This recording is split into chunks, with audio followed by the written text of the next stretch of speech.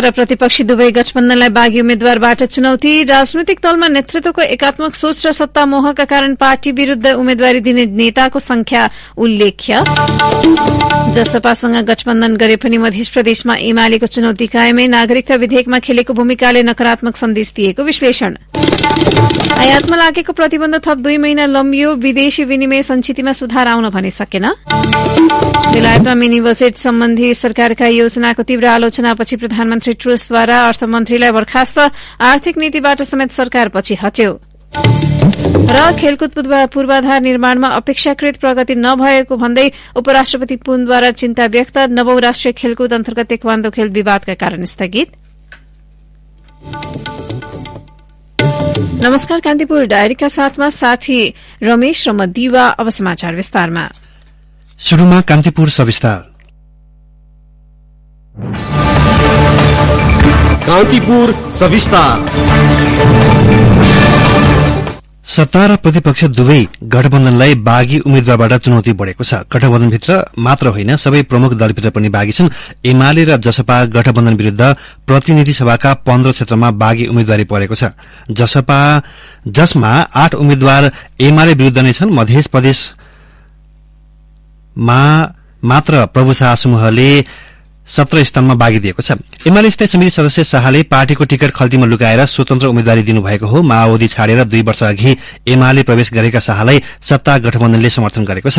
निर्वाचन क्षेत्र र प्रदेशबाट समेत सिफारिश भए पनि नेतृत्वबाट टिकट नपाएका एमाले पूर्व उपमहासचिव घनश्याम भूषाल रूपन्देही 1 बाट स्वतन्त्र उम्मेद्वार बन्नु भएको छ। एमालेका छविलाल विश्वकर्मासँगको प्रतिस्पर्धामा भूषाललाई सत्ता गठबन्धनले समर्थन गरेको छ। त्यस्तै काठमाडौँ 7 मा एमालेका श्याम घिमिरे विरूद्ध पूर्व मन्त्री रामवीर मानन्दर उम्मेद्वार बन्नुभएको छ। दाङ 1 मा शान्ता चौधरी विरूद्ध गंगा चौधरी सतगौवाले उम्मेद्वारी दिनुभएको छ। दुईजना निवर्तमान सांसद हुन्। दैलेख 1 एमालेका रविन्द्र राज शर्मा विरूद्ध गोपाल नेपाली बागी बन्नुभएको छ। प्रमुख राजनीतिक दलको नेतृत्वमा देखिएको एकात्मक सोच र सत्ता मोहका कारण पार्टी विरूद्धै उम्मेद्वारी दिने नेताहरूको संख्या यसपटक पनि उल्लेख छ। शीर्ष नेतृत्वले नेताहरूको योगदानलाई कदर नगर्दा राजनीतिक दलमा परम्परा नै बन्दै गएको बागी उम्मेद्वारीका कारण दलप्रति थप वितृष्णा बढ़ाउने राजनीतिक विश्लेषकहरूको भनाइ छ।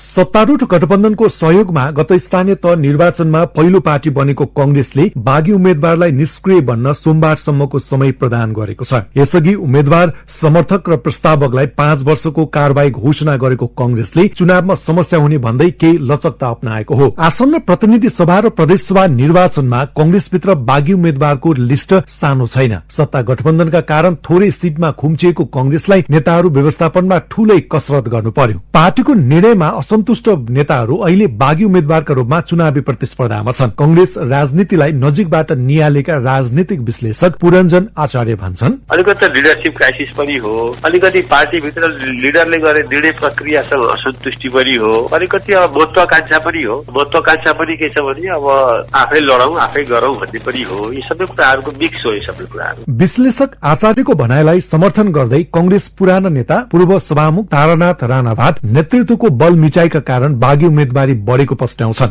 नेतृत्व समयमै सजग नहुँदा यसले राष्ट्रिय रूप लिएको भन्दै दुखेसो पोखे। उनले भने, यो त एक प्रकारको चाहिँ रोग हो। अब रोग सल्किएपछि सन्चो हुनलाई चाहिँ अप्ठ्यारो पर्छ। कता कता नेताहरू बिहोरेको यो पार्टी बीपीदेखि गणेशमानजी किशनजी होइन गिरिजा प्रसादसम्म यस्ता कुराहरूलाई म्यानेज गर्थे उनीहरूले, व्यवस्थित गर्थे, साथीहरूलाई कन्भिन्स गराउँछ। तर हाम्रो पुस्तामा जब नेतृत्व सर्यो हामी ज्यादै व्यक्तिगत सोचमा गुटगत सोचमा सानातिना चाहिँ विचारहरूबाट प्रभावित हुने, इख लिने, ईर्षा लिने जस्ता कुराहरूबाट बढी प्रभावित भएको हुनाले यो हुन थालेको हो।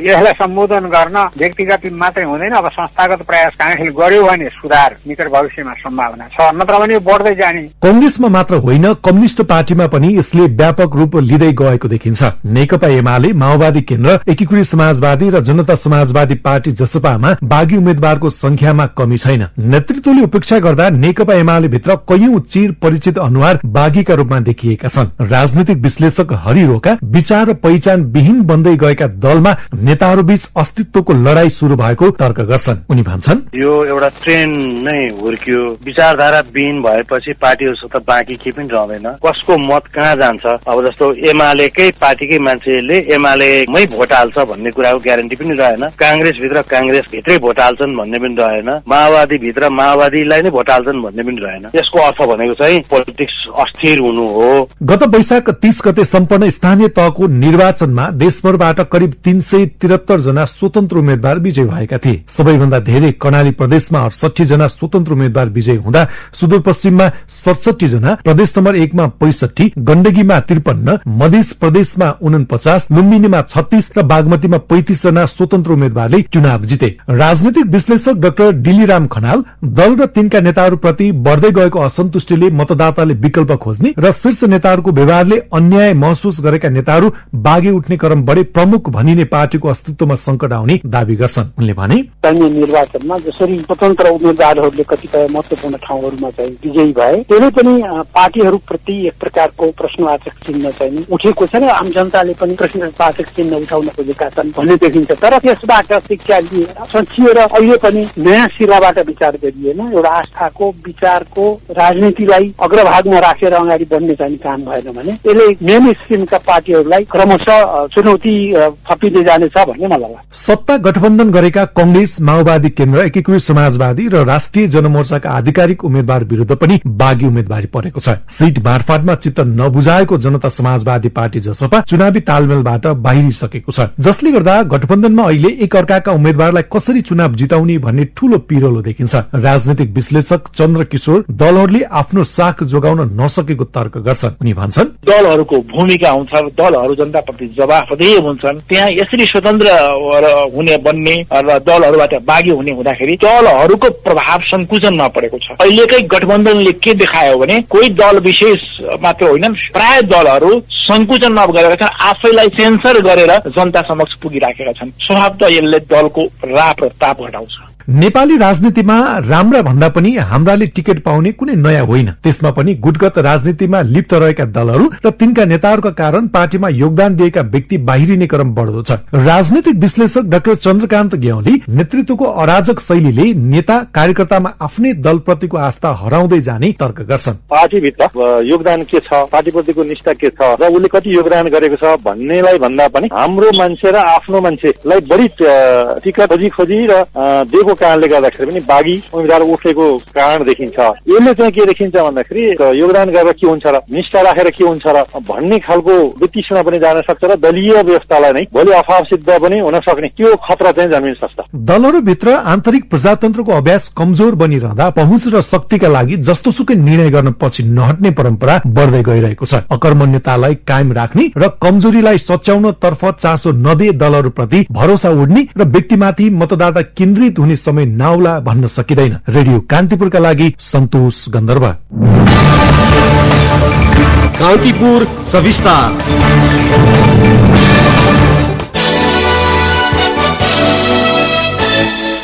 मंगिर 4 का लागि तोकिएको प्रतिनिधि सभा र प्रदेशसभा सदस्य निर्वाचनको चहल पहल शुरू भइसकेको छ। 2074 सालमा अभ्यासमा आएको प्रदेश संरचना क्रमशः बलियो र परिपक्व बन्ने क्रममा छ। प्रभावशाली र स्थायी हुन नसकेको भन्दै प्रादेशिक संरचना नै खारेज गर्नुपर्ने तर्क विभिन्न कोणबाट उठिरहेकै छ। तर दोस्रो पटक हुँदै गरेको प्रदेशसभा निर्वाचनमा परेको उम्मेद्वारले यसप्रतिको आकर्षण र आवश्यकताको बोध गराएको विश्लेषण भइरहेको छ। बागमती प्रदेशमा हाल 18 सदस्यीय मन्त्रीमण्डल छ, जसमध्ये आसन्न निर्वाचनमा 8 मन्त्रीले मात्रै टिकट पाएका छन्। बाँकी 10 मन्त्री उम्मेद्वार बन्ने दौड़बाट बाहिरिएका छन्। निर्वाचन आयोगले सार्वजनिक गरेको उम्मेद्वारहरूको अन्तिम नामावली अनुसार माओवादी केन्द्र र नेकपा एकीकृत समाजवादीबाट मन्त्री बनेका धेरैजसो फेरि उम्मेद्वार बनेका छन्। प्रदेशमा माओवादीबाट 5 जना मन्त्री छन्, जसमध्ये 4 जनाले टिकट पाए। एकीकृत समाजवादीबाट मन्त्री रहेका 5 मध्ये 3 जनाले फेरि चुनावी मैदानमा उत्रिएका छन्। प्रदेशमा सबैभन्दा धेरै मन्त्री रहेको कांग्रेसले आसन्न निर्वाचनमा भने 1 जनालाई मात्र उम्मेद्वारको रूपमा दोहोर्याएको छ। कांग्रेसका 8 मध्ये 7 मन्त्री उम्मेद्वार बन्नै पाएनन्। उनीहरू समानुपातिक सूचीमा समेत अटाएनन्। बहालवाला सबै मन्त्री सत्तारूढ़ गठबन्धनबाट उम्मेद्वार भएका छन्।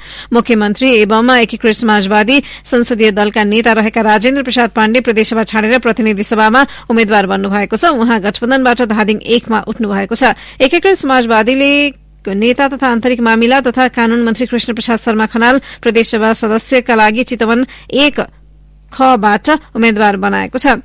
खानेपानी ऊर्जा तथा सिंचाई मन्त्री वसन्त प्रसाद मानन्दर सहयोगमा काठमाडौँ 7-2 बाट चुनावी मैदानमा हुनुहुन्छ।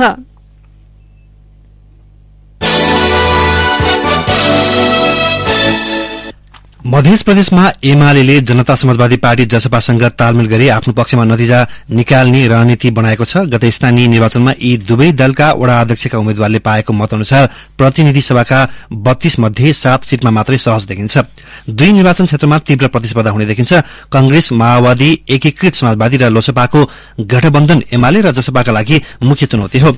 मध्य सरकारको नेतृत्व गरेको जसपाले गत निर्वाचनमा गरेका प्रतिबद्धता अनुसार काम गर्न नसकेको र संसदको अन्तिम अधिवेशनमा एमाले नागरिकता विधेयकका सम्बन्धमा खेलेको भूमिकाले पनि मधेसमा नकारात्मक सन्देश दिएको छ। एमाले र जसपालाई पर्सा 1 र 2, बारा 2 र 3, सप्तरी 1, सिराहा 2 र 3 मा जित निकाल्न सहज देखिन्छ भने पर्सा 3 र सिराहा 4 मा सत्ता गठबन्धनसँग निकट प्रतिस्पर्धा हुने देखिन्छ। वडा अध्यक्षका उम्मेद्वारले पाएको मतका आधारमा मध्य प्रदेशका प्रतिनिधि सभाका 32 निर्वाचन क्षेत्रमध्ये 25 मा कंग्रेस, माओवादी र एस र लोसपा गठबन्धन अगाडि छ। प्रतिनिधि सभाका सदस्यका लागि पार्टीले दिएको टिकट दिनभरि होल्ड गरेर अन्तिममा स्वतन्त्र उम्मेद्वारी दर्ता गराएका प्रभु शाहका कारण रौतहट 3 मा एमाले उम्मेद्वार विहीन अवस्थामा पुगेको हो। सीट बाँडफाँड हुँदा आफ्नो भागमा परेको रौतहट 3 मा माओवादीले शाहलाई समर्थन गर्ने निर्णय गरेको छ। उम्मेद्वारी दर्ताको अन्तिम समयमा भएका यी राजनीतिक घटनाक्रमले एमालेलाई आसन्न प्रतिनिधि सभामा मधेसबाट 10 देखि 12 सीटको जित निकाल्न सहज देखिँदैन। शाहले एमाले र जसपा बीच तालमेल भएका मध्ये जसपाले पाएका अन्य क्षेत्रमा पनि स्वतन्त्र उम्मेद्वार उठाएर प्रतिकूलता थपिदिनु भएको छ। मधेसको राजनीतिलाई नजिकबाट निहालेका लेखक चन्द्रकिशोर भन्नुहुन्छ, गणितको एउटा फर्मुला माइनस माइनस प्लस हुन्छ, प्लस माइनस माइनस हुन्छ। विभिन्न दलबाट मान्छेलाई भित्राउने कामले एमालेलाई प्लस भयो, तर अहिले दुई कारणले माइनस हुँदैछ। प्रभु शाहजी ठूलो फ्याक्टर हो, उहाँले एमालेकै मत काट्ने हो। शाहले स्वतन्त्र उम्मेद्वारी दिएपछि माओवादीले आफ्नो उम्मेद्वार धीरज पटेललाई बसाएको छ। कान्तिपुर डायरीमा अब ब्रेकको पालो। ब्रेकपछि कान्तिपुर डायरीमा अब बाँकी प्रसंग। मुलुकको विकास हुन नसक्नुमा सरकार, नेता, कर्मचारी, व्यापारी लगायत सरकारवाला सबै जिम्मेवार रहेको पूर्व प्रधानमन्त्री बाबुराम भट्टराईले बताउनु भएको छ। सबैले आत्मालोचना गरेर सुधारको बाटोमा नलागेसम्म मुलुकमा विकासको सम्भावना रहेको उहाँको भनाइ छ। उहाँले भन्नुभयो, राजनीतिज्ञले ठूला गफ दिन्छन्, भ्रष्टाचार गर्छन्, व्यापारीले कारोबारी गर्छन्, कर छल्छन्, कर्मचारीले काम गर्दैनन्, घुस खान्छन्। यी सबै गल्ती ढाकछोप गर्न सबैले तपाईहरूलाई लगाउँछन्। चार्टर्ड अकाउन्टेन्ट्स अब दोष कसको? नेपाल चार्टर्ड अकाउन्टेन्ट्स संघको 38औं वार्षिक साधारण सभाको उद्घाटन कार्यक्रममा पूर्व प्रधानमन्त्री भट्टराईले यस्तो बताउनु भएको हो। यसकारण सबै निकायले सर्वप्रथम म ठिक छु, मैले गल्ती गर्दिन र अरूलाई पनि गर्न दिन्न भनी आत्मसमीक्षा नगरेसम्म मुलुक नबन्ने भट्टराईको भनाइ छ। नेपाललाई सिंगापुर र स्विजरल्याण्ड बनाउन नसके पनि प्रति व्यक्ति आएका हिसाबले श्रीलंकाको अवस्थामा पुर्याउन सकिने अर्थशास्त्री स्वर्णिम वाग्लेले बताउनुभयो। अहिले श्रीलंकाको वार्षिक प्रति व्यक्ति आय $3900 रहेको जानकारी दिँदै उहाँले अहिले नेपालमा अपेक्षित रूपमा राजनैतिक परिवर्तन हुन सकेको भए हालको 12 देखि 1300 अमेरिकी डलर प्रति व्यक्ति आयबाट नेपालीको $4000 पुग्ने अवस्था हुन्थ्यो। युवाहरूलाई राजनीतिमा आउन ढ्याल झोका बन्द गर्ने अवस्थाले यस्तो हुन पुगेको वाग्लेले बताउनुभयो।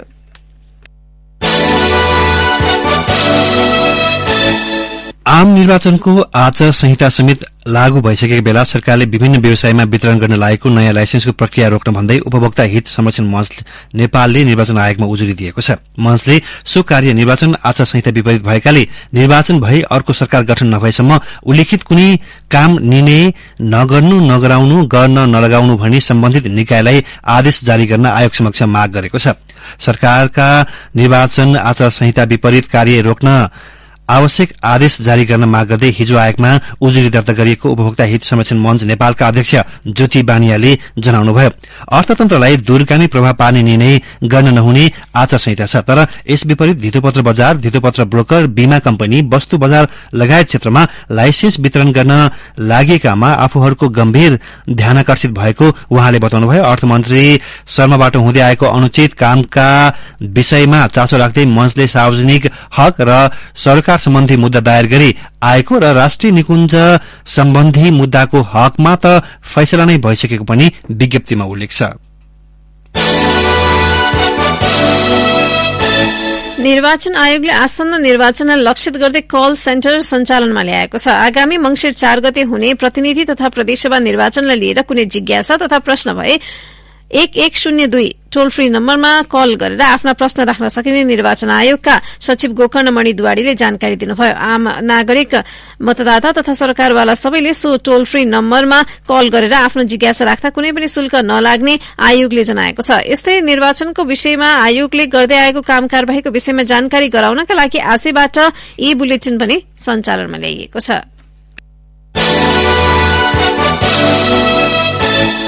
सरकारले सत्य निरूपण तथा मेलमिलाप आयोग र बेपत्ता पारिएका व्यक्तिको छानबिन आयोगको म्याद थप गर्ने निर्णय गरेको छ। मन्त्री परिषदको हिजो बसेको बैठकले बेपत्ता पारिएका व्यक्तिको छानबिन, सत्य निरूपण तथा मेलमिलाप आयोग ऐन 2071 को दफा 42 बमोजिम दुवै आयोगको कार्य अवधि थप गर्न बाधा अड्काउ फुकाउने आदेश जारी गरेको हो। बैठकको निर्णयबारे जानकारी दिँदै सरकारका प्रवक्ता एवं संचार मन्त्री ज्ञानेन्द्र बहादुर कार्कीले भन्नुभयो, बेपत्ता पारिएका व्यक्तिको छानबिन, सत्य निरूपण तथा मेलमिलाप आयोग ऐन 2071 को दफा 42 बमोजिम बेपत्ता पारिएका व्यक्तिको छानबिन आयोग र सत्य निरूपण तथा मेलमिलाप आयोगको कार्यविधि सम्बत 2080 साल असार मसान्तसम्म थप गर्न बाधा अड्काउ फुकाउने आदेश जारी गर्ने। 10 वर्षीय सशस्त्र द्वन्द्वका समस्या समाधानका लागि गठित आयोगहरूको म्याद सकिन लाग्दा आयोगहरूमा परेका हजारौं उजुरी र तीनमाथि हालसम्म भएका अनुसन्धानको अवस्थाबारे प्रश्न उठ्ने अवस्था थियो। सरकारले यसअघि पनि आयोगको म्याद सकिन लागेकोमा 3 महिना म्याद थप गरेर त्यसबारे कानून संशोधनको प्रक्रिया अघि बढ़ाएको थियो। यस्तै सरकारले प्राध्यापक डाक्टर गोविन्द केसीसँग भएको सहमति अनुमोदन गरी कार्यान्वयन गर्ने निर्णय समेत गरेको छ। विद्यालय क्षेत्र आयोजना कार्यक्रमका लागि एसियाली विकास बैंकबाट प्राप्त हुने $200 मिलियन अमेरिकी डलर ऋण सहायतालाई अन्तिम रूप दिने सरकारले निर्णय गरेको छ।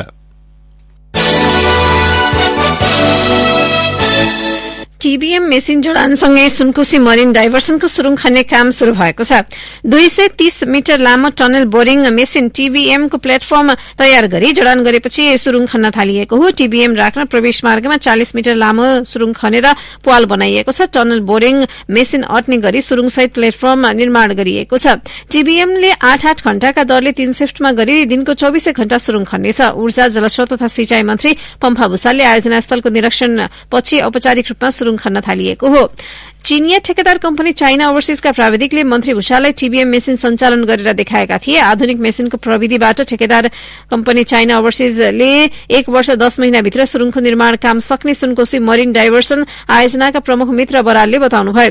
राष्ट्रिय गौरवको सुनकोशी मरिन डाइभर्सन बहुद्देश्य आयोजनाको सुरुङ मार्ग खन्न मेसिनका पार्ट ल्याएर जडान गरिएको छ। यो मेसिन अटोमेटिक हो। सुनकोशी नदीको पानी सुरुङबाट मरिन खोलामा खसाली तराईका खेतीयोग्य जमिनमा सिंचाई सुविधा पुर्याउने उद्देश्यले सिन्धुलीको कमलामाई नगरपालिका 2 कुसुमटार नजिक मरिन फाँटबाट सुरुङ खन्न शुरू हुने बरालले बताउनुभयो। कान्तिपुर डायरीमा पुनः ब्रेकको पालो। ब्रेकपछि कान्तिपुर डायरीमा अब आर्थिक प्रसंग। विदेशी लगानी र पर्यटन क्षेत्रको विकासमा त्यति ध्यान नदिएको सरकारले केही वस्तुको आयातमा भने निरन्तर प्रतिबन्ध लगाएको छ। विदेशी मुद्रा संचित बढ़ाउने नाममा गाड़ी, मोटरसाइकल, मदिरा र स्मार्टफोन आयातमा प्रतिबन्ध लगाइरहेको छ। प्रतिबन्ध खुलाउन उद्योगी व्यवसायीले निरन्तर दबाव दिए पनि उद्योग, वाणिज्य तथा आपूर्ति मन्त्रालयको सिफारिशमा मन्त्री परिषद बैठकले हिजो प्रतिबन्ध यथावत राखेको हो। अब 4 वस्तुको आयात प्रतिबन्ध आगामी मंसिर 29 सम्म रहने संचार मन्त्री ज्ञानेन्द्र बहादुर कार्कीले जानकारी दिनुभयो। उहाँले भन्नुभयो, 2079 असोज 28 सम्म पूर्ण प्रतिबन्ध लगाएका विभिन्न 4 प्रकारका वस्तुको पैठारीमा लगाइएको बन्देजलाई 2079 मंसिर मसान्तसम्म निरन्तरता दिने निर्णय भएको छ। सबै प्रकारका तयारी मदिरा, 300 अमेरिकी डलर भन्दा बढ़ी मूल्यका स्मार्टफोन, एम्बुलेन्स र सब वाहन बाहेक जीप, कार र भ्यान एवं 150 सीसी भन्दा माथिका मोटरसाइकलको आयात रोकिएको छ। 2079 वैशाख 13 अगाडि बैंकिङ माध्यमबाट पैठारीको प्रक्रिया सकिसकेका वस्तुको हकमा पनि यो व्यवस्था लागू हुने छैन। निजी क्षेत्रले भने सरकारी निर्णयको विरोध गरेको छ। नेपाल समुद्रपार निकासी पैठारी संघले प्रतिबन्धित वस्तुको आयात तत्काल खुलाउनु पर्ने माग गरेको छ। बढ़ी राजस्व संकलन हुने वस्तुको आयातमै प्रतिबन्ध लाग्दा एकातर्फ सरकारले लक्ष्य अनुसारको राजस्व उठाउन नसकेको र अर्कोतर्फ ती वस्तुको कारोबारका लागि अर्बौं रुपियाँ लगानी गरेका व्यवसायीले ठूलो नोक्सानी बेहोर्नु परेको संघले जारी गरेको विज्ञप्तिमा उल्लेख छ। सबैको लागि एउटै किसिमको बीमा लमजुङको दोर्दी खोलामा निर्मित 25 मेगावाटको माथिल्लो दोर्दी ए जलविद्युत आयोजनाले बिजुली उत्पादन शुरू गरेको छ। उत्पादित बिजुली राष्ट्रिय प्रसारण लाइनमा जोडिएको छ। दोर्दी खोलाको पानी प्रयोग गर्दै दोर्दी गाउँपालिका 6 मा यो आयोजना निर्माण गरिएको छ। बिहिबारदेखि राष्ट्रिय प्रसारण लाइनमा जडान गर्ने भनिएकोमा उत्पादन परीक्षणका क्रममा केही प्राविधिक समस्या आउने भएकाले हिजोबाट मात्रै उत्पादन परीक्षण थालिएको आयोजनाले जनाएको छ। नेपाल विद्युत प्राधिकरण भार प्रेषण केन्द्र विद्युत व्यापार विभाग सहितका 4वटा विभागबाट इन्जिनियर पुगेका थिए। प्राधिकरणले नजिकै दोर्दी कोरिडोरको सबस्टेशन निर्माण गरेकाले आयोजनाको 200 मिटर मात्रै प्रसारण लाइन निर्माण गर्नु परेको छ। Dordi corridor 132 KB double circuit प्रसारण लाइन निर्माण भइसकेकाले दोर्दीको बिजुली राष्ट्रिय प्रसारण लाइनमा जोडिएको छ। लिबर्टी एनर्जी कम्पनी लिमिटेडले सो आयोजना निर्माण गरेको हो। सिभिल संरचना, अटो मेकानिकल र हाइड्रोमेकानिकल तर्फका सबै उपकरणको परीक्षणपछि परीक्षण उत्पादन थालिएको आयोजनाका संचालक राजेन्द्र बस्तीले जानकारी दिनुभयो।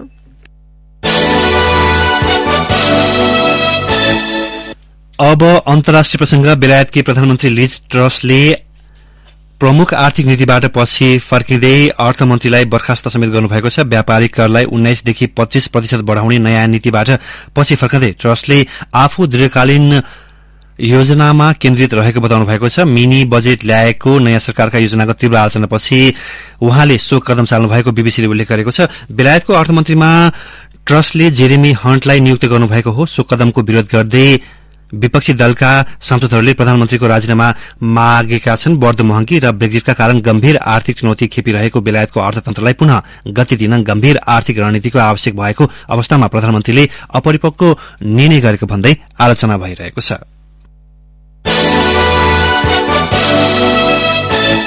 अब खेल प्रसंग। उपराष्ट्रपति नन्दकिशोर पुनले खेलकुद पूर्वाधार निर्माणमा अपेक्षाकृत प्रगति नदेखिएकोमा चिन्ता व्यक्त गर्नुभएको छ। नवौं राष्ट्रिय खेलकुदको हिजो पोखरामा उद्घाटन गर्दै उहाँले खेलकुद क्षेत्रमा राज्यले लगानी वृद्धि गर्न आवश्यक रहेको बताउनुभयो। उहाँले भन्नुभयो, वर्षौं अघि निर्माण शुरू गरिएका खेलकुद पूर्वाधार अझै अलपत्र छन्। खेलाड़ीले कमजोर पूर्वाधारमा अभ्यास र प्रतिस्पर्धा गर्नु परिरहेको छ। सरकारले यस क्षेत्रमा अपेक्षाकृत लगानी वृद्धि गर्न सकिरहेको छैन। सरकार राखेप खेल सम्बद्ध संघ संस्था, खेलाड़ी र सरकारवाला सबैले यो राष्ट्रिय खेलकुदमा संकल्प गरौं। खेलकुदमा लगानी वृद्धि गर्नेछौं। सुविधायुक्त पूर्वाधार निर्माणमा ढिलाइ गर्ने छैनौं। खेलाड़ी र प्रशिक्षकको समस्या समाधान गर्नेछौं। राष्ट्रलाई सर्वोपरिमा राखेर खेल प्रदर्शन गर्नेछौं, किनकि साझा प्रयास बिना यसको विकास कठिन हुन्छ। खेलाड़ीले यस क्षेत्रमा लामो समय व्यतीत गरिसकेकाले खेलकुदबाट प्राप्त प्राविधिक शिक्षाको प्रमाणपत्रलाई औपचारिक शिक्षा सरह मानिनुपर्ने आवाजको समेत सम्बोधन हुनुपर्ने उहाँले बताउनुभयो।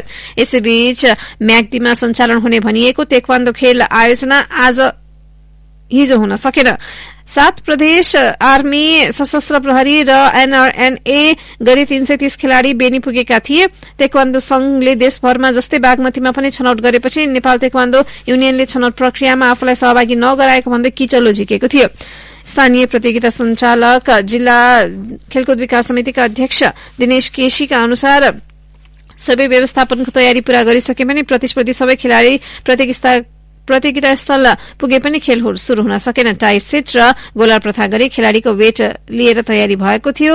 आज बिहानैदेखि प्रतियोगिता शुरू गर्ने आयोजकले जानकारी गराएको छ। विवादले खेल शुरू हुन नसकेपछि तेक्वान्दो संघ मार्फत सञ्चालित छनौट प्रक्रियाबाट आएका खेलाड़ीलाई सहभागी गराई आजदेखि खेल शुरू गराउन लागि खेलकुद परिषदका सदस्य सचिव टंकलाल घिसिङले जानकारी दिनुभयो।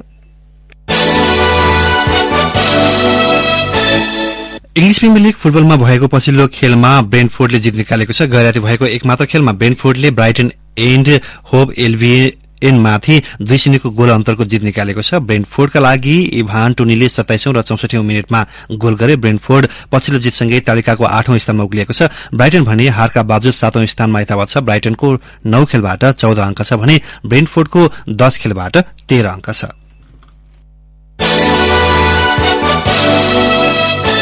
अब मौसम सम्बन्धी जानकारी। सुदूरपश्चिम कर्णाली र लुम्बिनी प्रदेशका पहाड़ी भूभागमा आंशिक बदली रही केही स्थानमा मौसम सामान्यतया सफा रहने मौसम पूर्वानुमान महाशाखाले जनाएको छ। साथै सुदूरपश्चिम र कर्णाली प्रदेशका केही स्थानमा मेघ गर्जन, चट्याङसहित हल्का वर्षाको सम्भावना रहेको महाशाखाको अनुमान छ। केही बेर अघि 18 डिग्री सेल्सियस मापन गरिएको काठमाडौँ उपत्यकाको अधिकतम तापक्रम आज 27 डिग्री सेल्सियस पुग्नेछ। सूर्योदय बिहान 6:04 भयो भने सूर्यास्त भरे साँझ 5:36 हुनेछ।